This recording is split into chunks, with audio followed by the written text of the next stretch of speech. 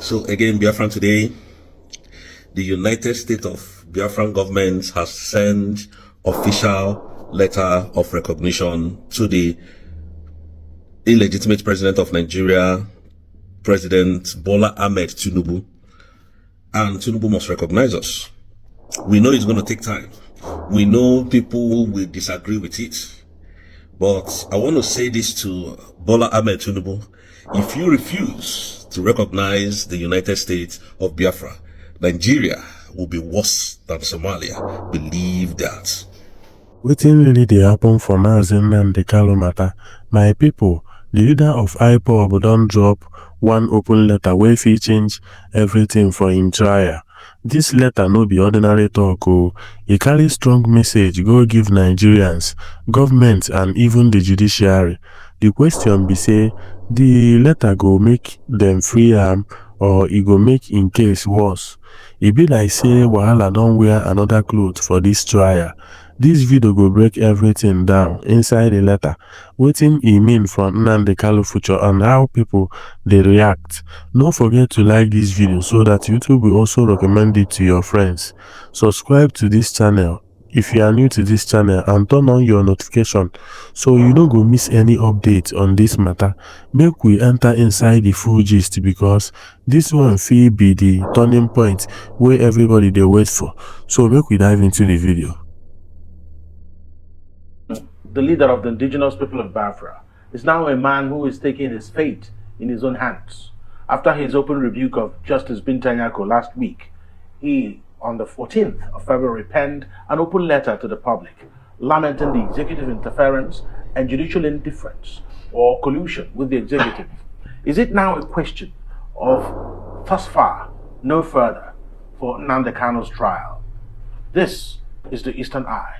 I'm Alex Obodo. Welcome to the Eastern Eye here on Afia TV. It's a program that x-rays the political, social, and economic developments around us. Joining me tonight is also Barrister Nnamdi Kanu. He is a constitutional lawyer and, of course, a community leader.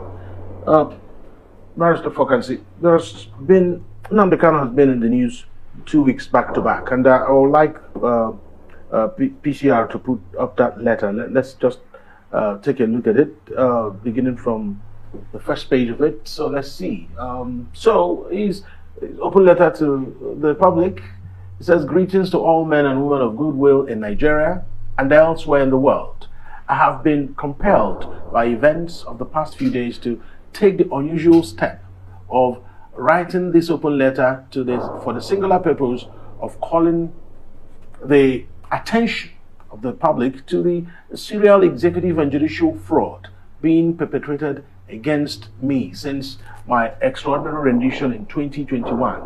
So he now went ahead to pen a whole lot of lengthy stuff that, yes, of course, there's no way I'll read it. It's just lengthy. So the long and short of it, Nnamdi Kanu has bared his heart and his mind on an open letter. So for someone on trial, what is this? Well, for someone on trial, this is like one taking one's fate in one's own hands. You know, Nnamdi Kanu had or have legal representation all the while. A greater number of those doing them pro bono. You can see that of Jimako. You can see that of the other young man from what's his name. Now these people have been representing him all the while in court. But if you watch the scenario of what happened last week in open court, even while the judge was still sitting, he opened up and said he wanted to take his fate in his own hands. Let him defend himself. Let him talk how he feels. You see, when you have two different laws for two different sets of people in one country in brackets, you find out that this is the kind of thing you expect to be happening. Because we can recall that in this platform of Afia TV, we have discussed the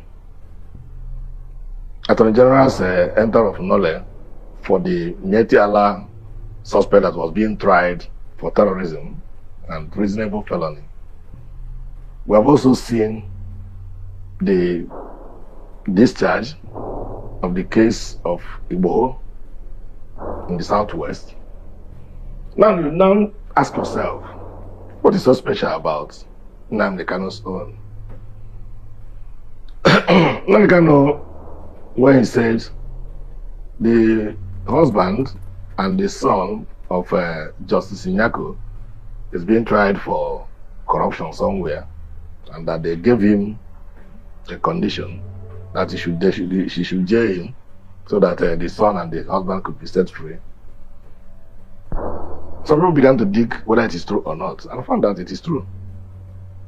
Now, that's by the way. The judge also recused herself following Nnamdi Kanu's protest last year. I think that was around between November or September, thereabouts. The judge said, okay, since you don't want me to try you, I will not try you. That is what you call recusing yourself. She recused herself.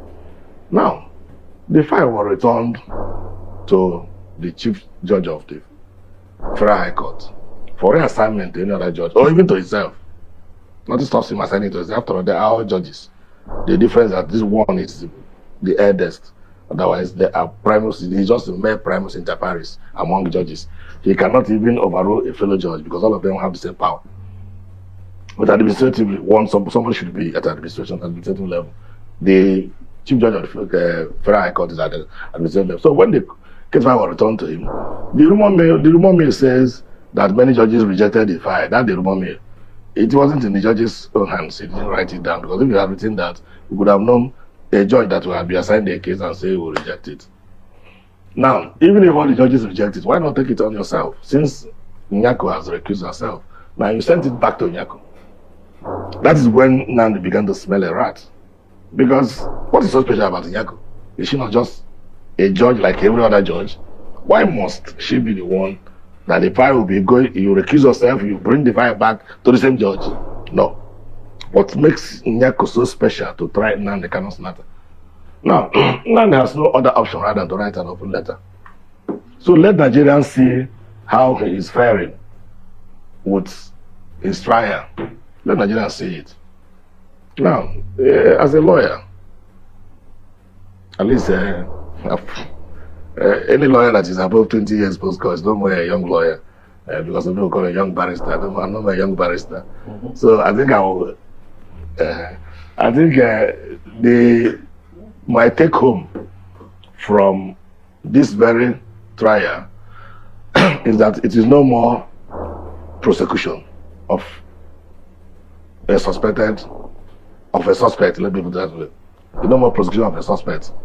It is now persecution of a suspect. Because why do I say it is persecution?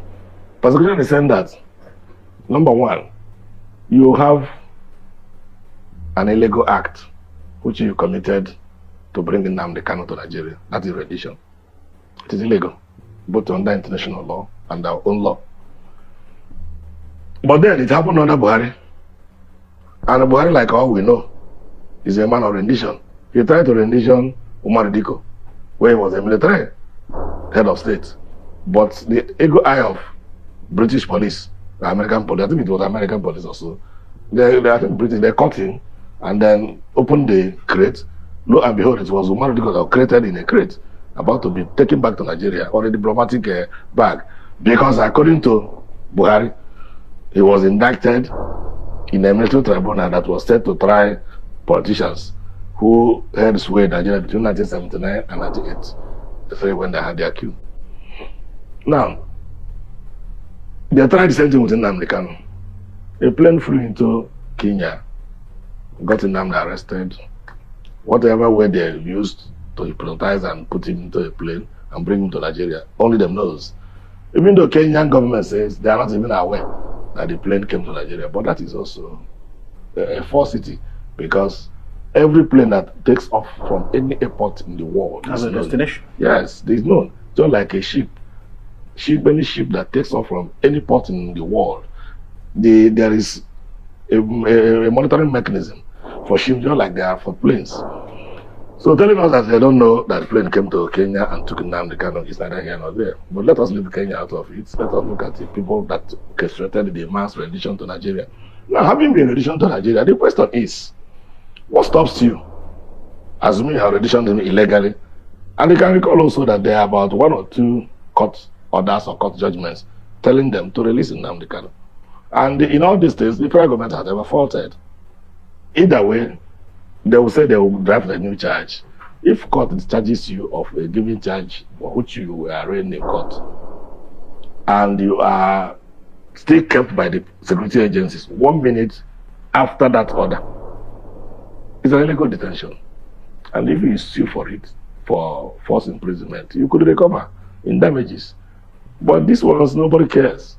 They bring the man, they try him, they discharge him, they say they hold him, they bring another charge tomorrow. So these things are the reason why the man now has to take the laws into his hands. Yes, and then start to defend himself. But what will be the implications of this in judicial terms? Because I'm sure if it doesn't have a consequence, it should have. There must be an effect of this. Do you think, because you analyze now that it looks like no judge wants to accept the case. So is it more like saying that this is the dead end for the trial? No, it is not. See, the implication is that the man has thrown himself into the court of public opinion. Let the world see what is happening with me. And you can jolly well know that this letter did not just stop in Nigeria. This letter has gone viral. It is almost all over the world. World leaders have seen the letter and they know. And they find out that you are measured as a national leader by your respect for human rights. If Tinubu is a president, if I am to advise him, but at the very first onset of his administration, if I were to be his legal advisor, what I could advise him is to order the release of all those people being tried on self-determination charges. Because ordinarily, under both international law and national laws of the states, it's not a crime. If somebody says, I want to live where I belong, even Nigerian constitution gives freedom of association. So if you say, I don't want to associate with Nigeria again, this is not part of freedom of association. Remember, the Supreme Court has interpreted dissemination of information, knowledge and whatever in the constitution to mean that you are free to set up private universities. Because that's why initial universities were being set up here and there. Federal government started to clamp down on some of the private universities. They went to court. And Supreme Court interpreted it to mean that dissemination of information and this for whatever reason also includes setting up university, because this university, you are getting new knowledge there and there are information being displayed there. And that also gave rise to the springing up of some of these private electronic and print media. Like we are here now. Ordinarily before, it was the MTA that had the monopoly. Yeah. So what I'm saying in effect is that if the president has been advised rightly, I think what he could have done in the first instance, that when he was releasing Igbo and the other Mietiala young man, he could have also said, Nnamdi Kanu, go home and see no more.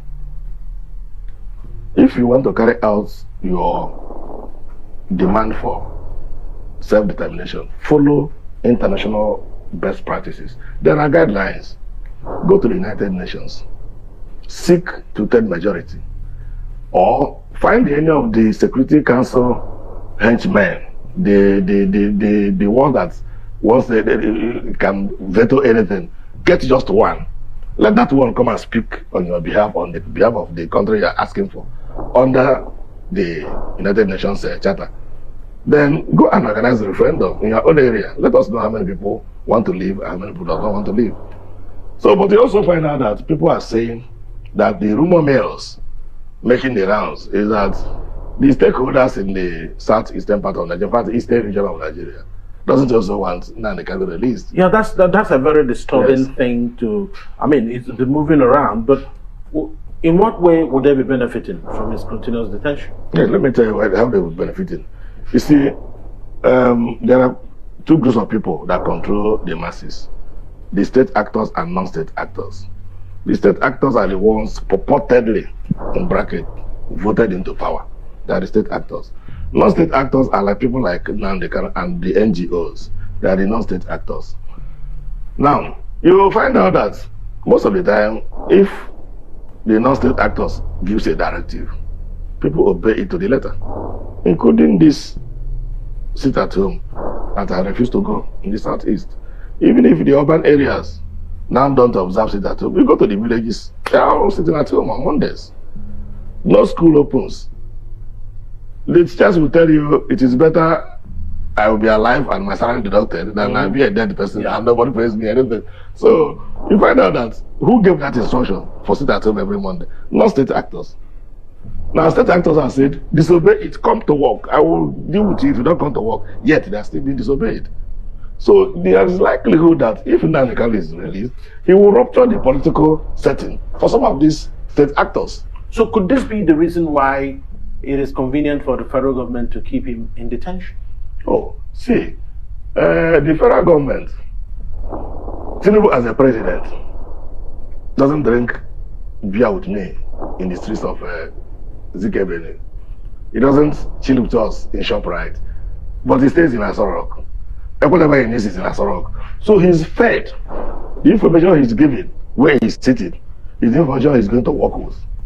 If they tell him, no, if the man comes out, nobody is safe in the southeast, he will believe them because they are the people who get access to him. Me and you doesn't have access to Tinubu. But the state governors of the eastern region, beginning from Enugu to Bayelsa, they have access to the governor, to the president. The ministers, including the former minister of, for example, including the equipment minister of, what do you call it, works, and the equipment minister of federal capital territory. You know, these are people who doesn't want to hear about Nnamdi Kanu. Even when the minister of works was the governor of Ebonyi State, he won't even tell you Ebonyi is not part of Biafra. So if these people are there, surrounding the president, usually when you know that president will always listen to them, thinking that they have the voice of the people, not knowing that they don't.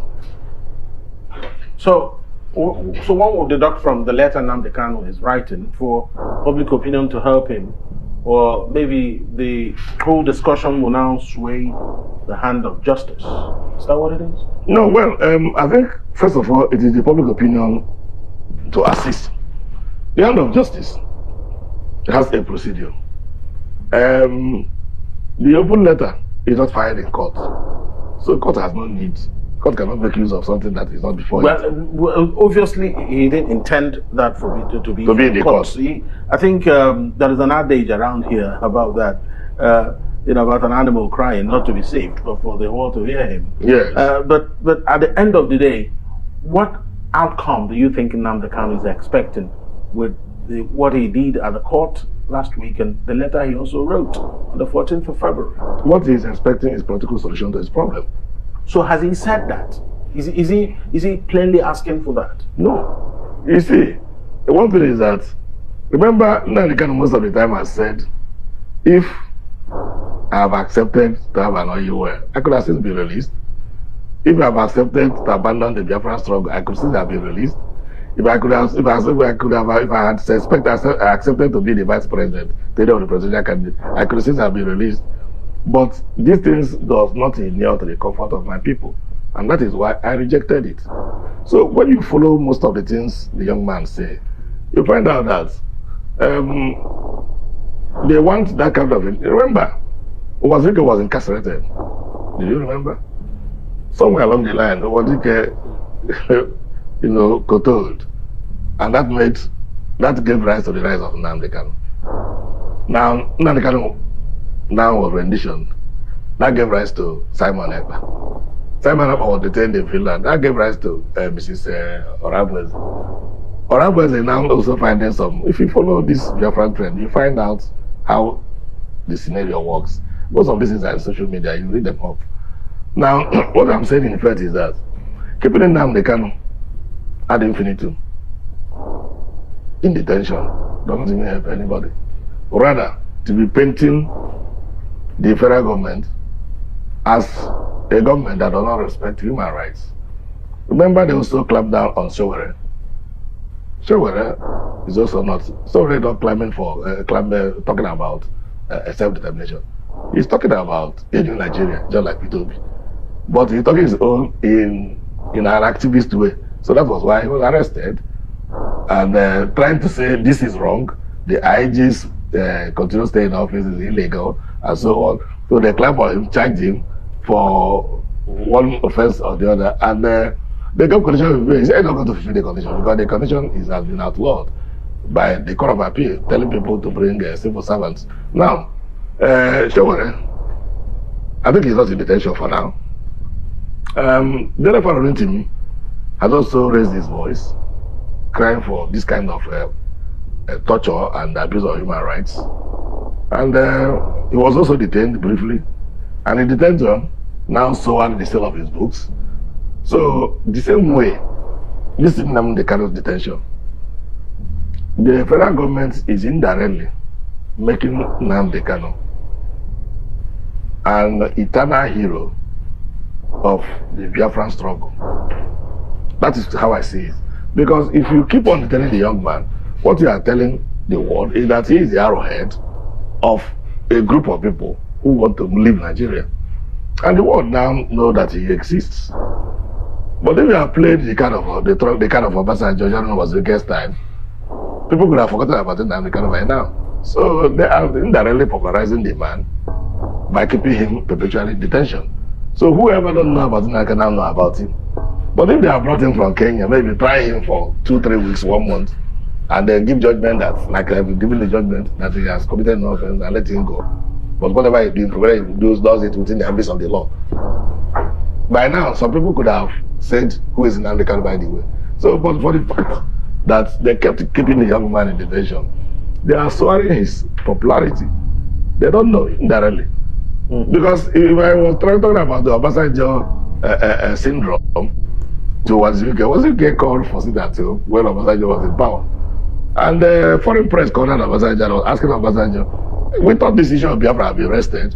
When young man has arisen again and said, let people see that, and everyone sat at you.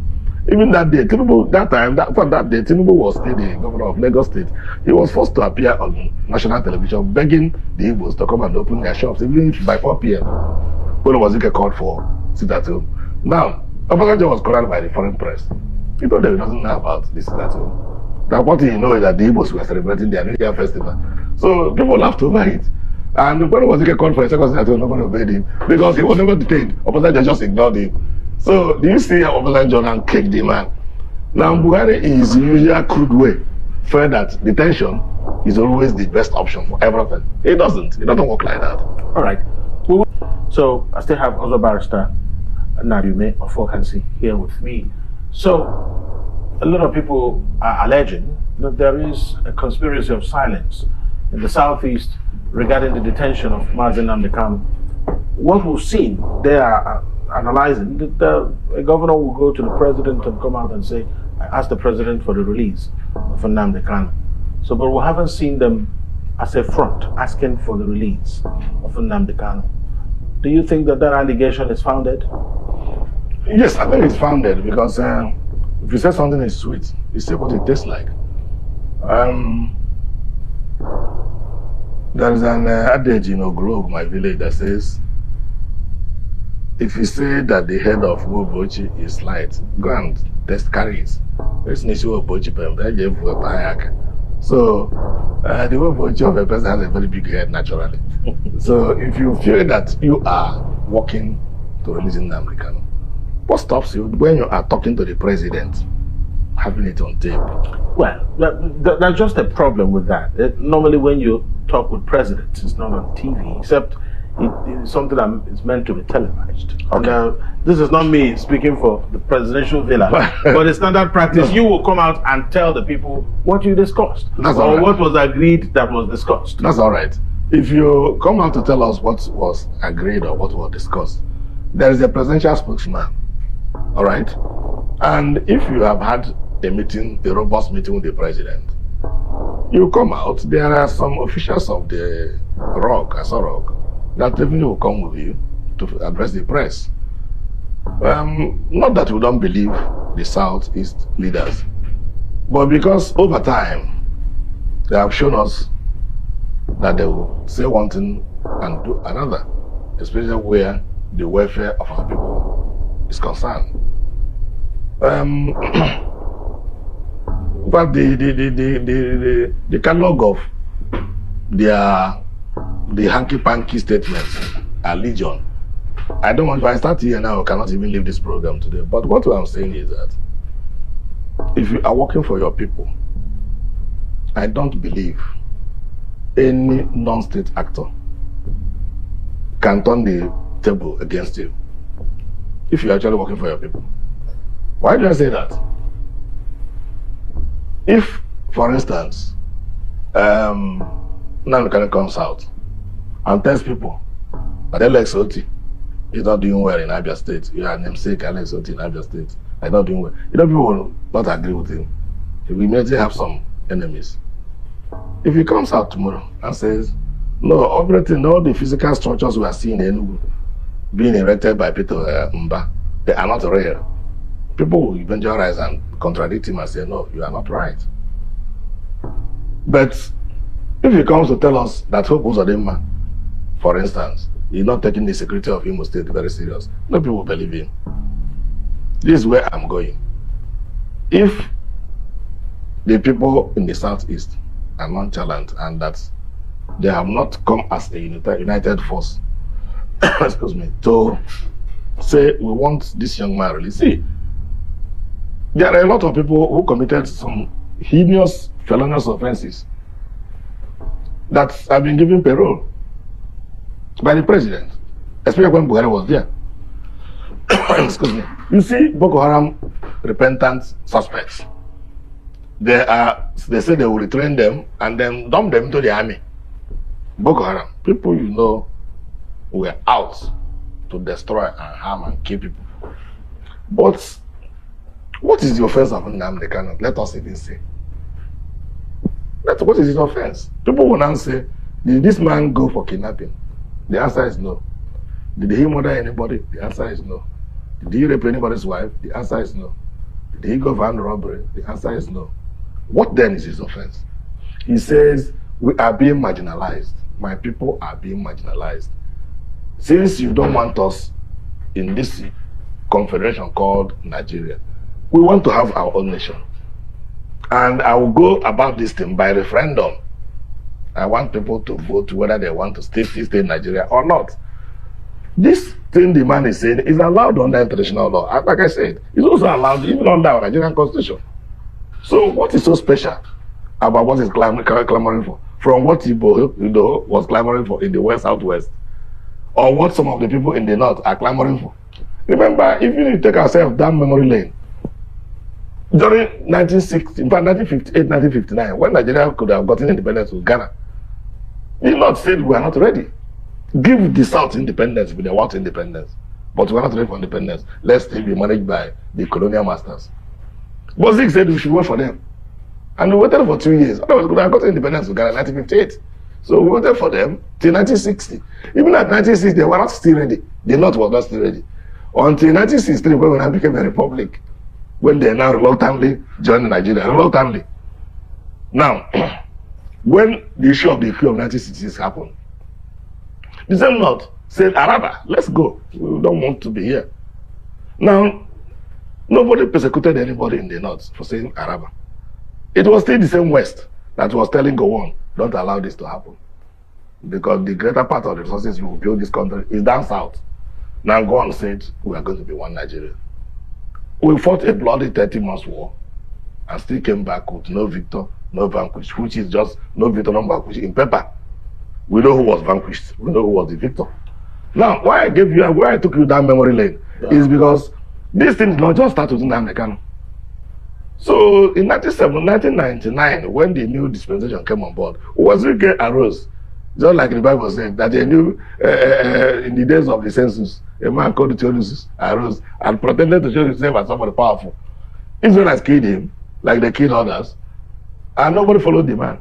But this man called Jesus Christ, when he arose, you did to him what you did to the other ones. But those people who have been following him refused to go back. That was Gamaliel's judgment. That these people refuse to go back. And so leave these people who are following this man called Jesus. Because if you keep on opposing the followers, you might even end up opposing God. That's why I say this, because there were 3 people who came in Israel before this man. Once you kill the person, nobody follows him again. But immediately you kill this man, people could keep on following him. So, Nnamdi Kanu has even said, with his death, it is even better for him. Because what he is clamoring for will come faster. So what is the point of keeping him? I still want the federal government to play the olive branch and use the political solution to solve this problem, because they are going to end up in a quagmire. That's right. But based on everything you've seen, Yes. do you actually envisage that situation? I do. So in what way do you think it will unravel? Because sometime last year, I think you were on this program. Yes. And we were seeing signs that could be suggesting that the federal government was just about to release Nnamdi Kanu. That didn't happen. And one would be wondering what went wrong if there were moves before Yes. for him to be released. What went wrong was the same rumor mill we have been hearing, unconfirmed, unauthoritative, that the Southeast leaders are frustrating and truncating the mass release. Nobody has officially told us this is the position. But what I'm saying is that his continued detention is attracting international attention, which ordinarily could not have attracted if they have just tried a man with them they brought him from Kenya and abided by the judgment of the Court of Appeal that says he should be released at the first time, before they now brought this other charge now, with which they are still arraigning him before Nyako. So, with this international attention, the world is one global village now. And being a global village, your president will travel. Wherever he goes, the foreign press will follow him. And they'll ask him about Nnamdi Kanu. He must have to say something about it. Wherever he goes now, any foreign press that is allowed to, unless they edit part of Nnamdi Kanu and bring other questions, once you appear before, because the foreign press is not like the Nigerian press, where they will tell you, give us your question before you ask the president. No, this one, they'll ask him direct. And if he has no answer for it, they will be recorded against him on human rights abuses. He will go to another country, the same thing will arise again. And by the time they ask him 1-2 places in foreign countries, they say, my friend, what is by the way, what am I doing? Look, remember there are resources that are being used in prosecuting this man. These are resources that could have been channeled to something better. Something better, I mean it. The woman who is prosecuted is receiving his pay. I don't think he belongs to the Ministry of Justice. So he must have been hired on fiat. And when you hire such people on fiat, it's a humongous amount of money. You don't take such senior advocates just on a peanut. That's right. And these are one resources that are being wasted on a prosecution. You know it's going nowhere. Because naturally, everybody knows that prosecution is going nowhere. If you're a lawyer, you should know it's going nowhere. So why do you think it is going nowhere? Why I think it's going nowhere is that under the Actions Law, or under the Actions Act, you don't benefit from your own illegal act.